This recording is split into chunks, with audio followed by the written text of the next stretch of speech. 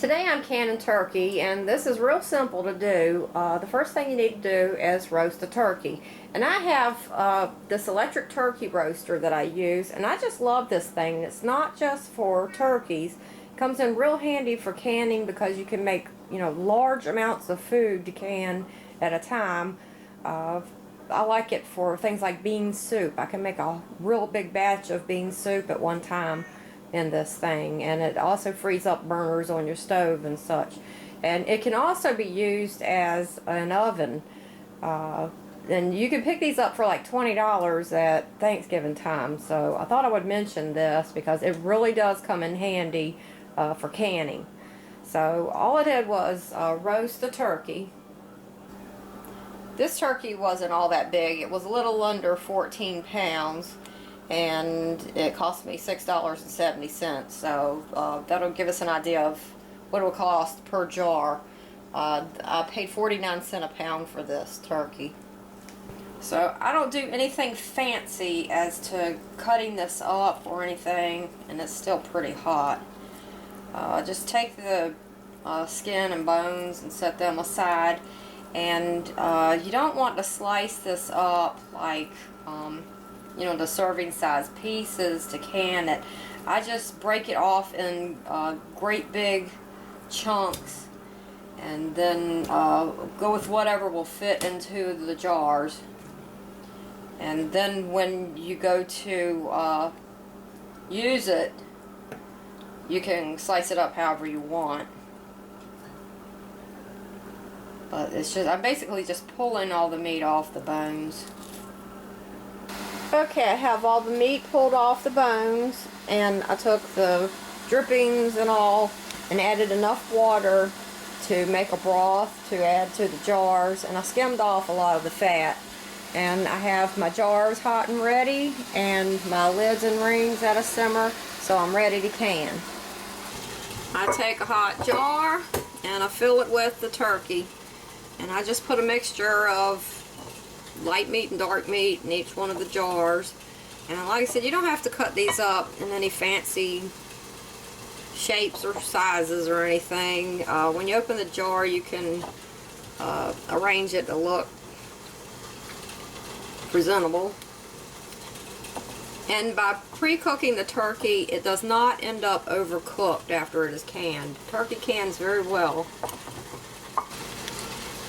Then I add half a teaspoon of salt, and if I was canning quarts, I would add 1 teaspoon. And salt is not required. You don't have to add it if you don't want to. Then I add broth and leave 1 inch of head space.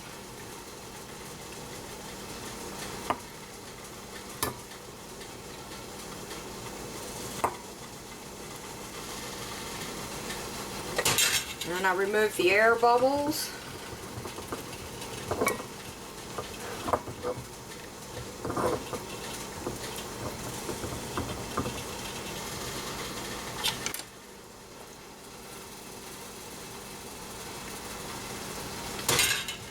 I'll wipe the rim of the jar clean.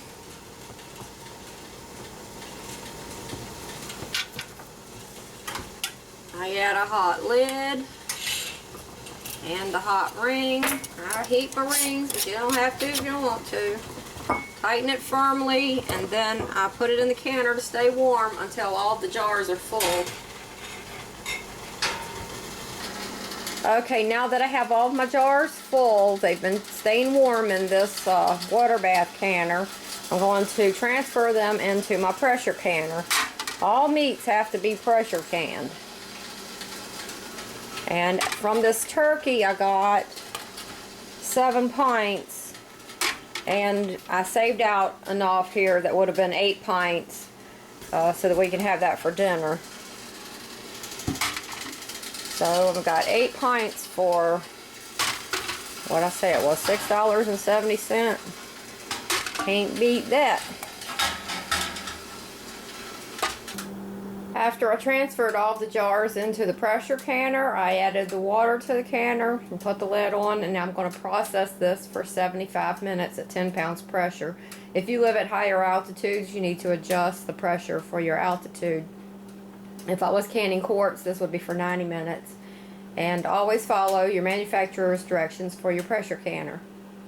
After the processing time was up, I turned off the heat and let the canner sit for at least 30 minutes before I removed the lid. Now I'm going to take the jars out of the canner and set them on the counter on a towel to cool. Tomorrow I'll remove the rings, wash the jars, write turkey on the top and the date that I canned them. And like I said, turkey cans very well, and it's very cheap this time of year. I think I've calculated it, and it came out to about 84 cents a jar. So you can't beat that. And it makes an excellent meal. You can have like Thanksgiving every day of the year. And something like this just goes to show you that eating from food storage doesn't have to be, you know, something horrible. You can make a dinner out of this, and it's just like a Thanksgiving dinner. So that's how I can turkey. I hope it helps.